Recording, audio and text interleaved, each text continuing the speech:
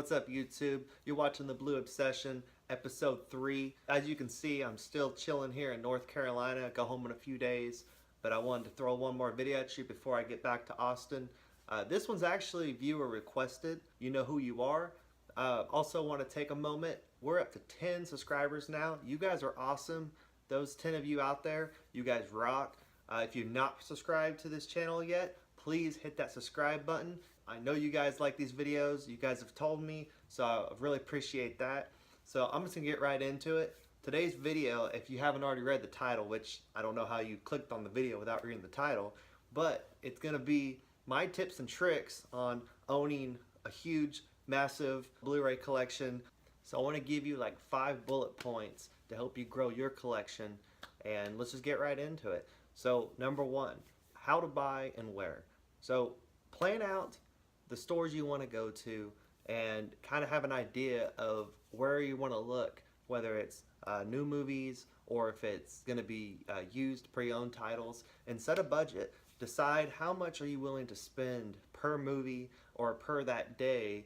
Pawn shops, they're great because 1, you can usually get really good deals, and 2, if you pay with cash, a lot of times they'll even discount even more because they want to make money and they like cash. So works out for both parties. The goal here is to maximize the money spent per movie. The second point would be what to look for.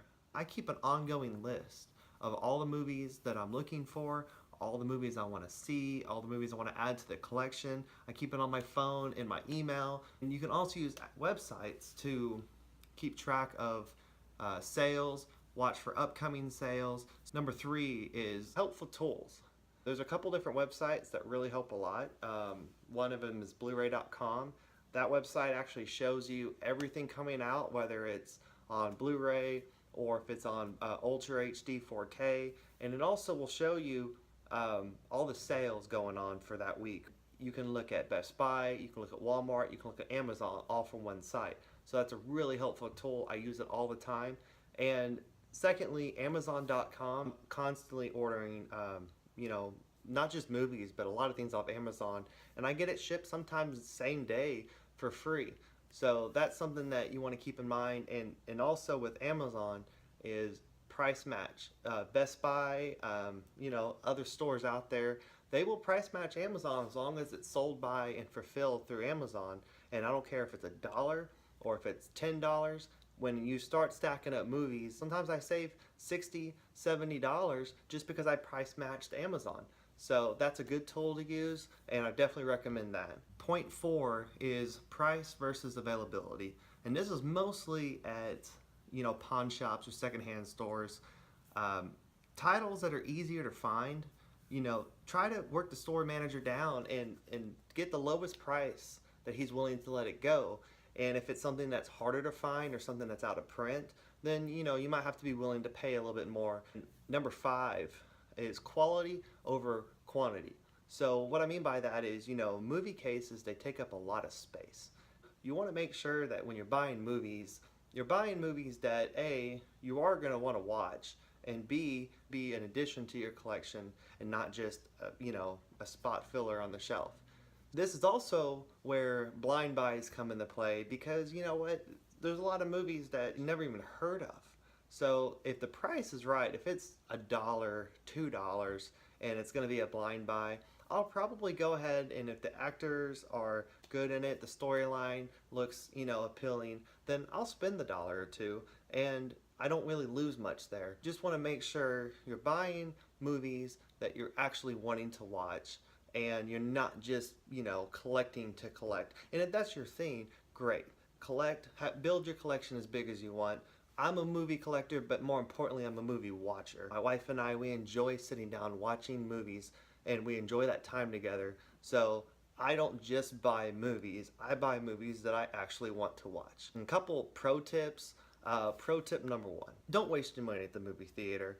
You know, yeah, you might live in one of those small towns where it's like $5. Where I live, you know, to go to a movie at 1 o'clock in the afternoon on a Tuesday could still cost $12 a person.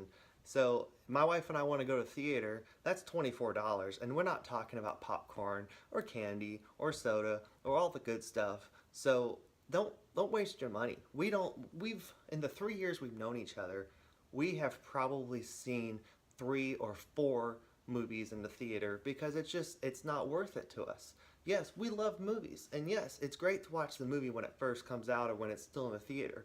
But you could take that same $24, go to a couple pawn shops or go wherever you want to find your best deals, and you could walk away with 6, 7, 8 movies for that same price, and now you don't have to sit in a theater, you can watch it from home. Pro tip 2, unless you're just a collector, and I understand why people are, but you know, stay away from the still books and the metal packs and the digibooks and all the little special editions of every movie, because it gets to the point where you start owning 3 or 4 copies of the same movie. And if you're just a collector, I get it. The still books have beautiful artwork. You know, a lot of times the digibooks have special features. I understand it, and I used to actually own a small selection of still books and some digibooks, but it got to the point where it was I don't really have room for all these multiple copies, and 2, it's an added expense, and you could spend a lot of money getting all these still books and having this. Some people have these amazing still book collections, but it's not necessary for me because I like to watch the movie. So I'm happy with just the Amaray case. As a money saving technique, don't go after, you know, multiple copies of the same title, because it doesn't make sense. So that's really my breakdown on kind of my tips and tricks on how I've grown my collection over the years and how hopefully it helps you grow your collection. Please hit that subscribe button.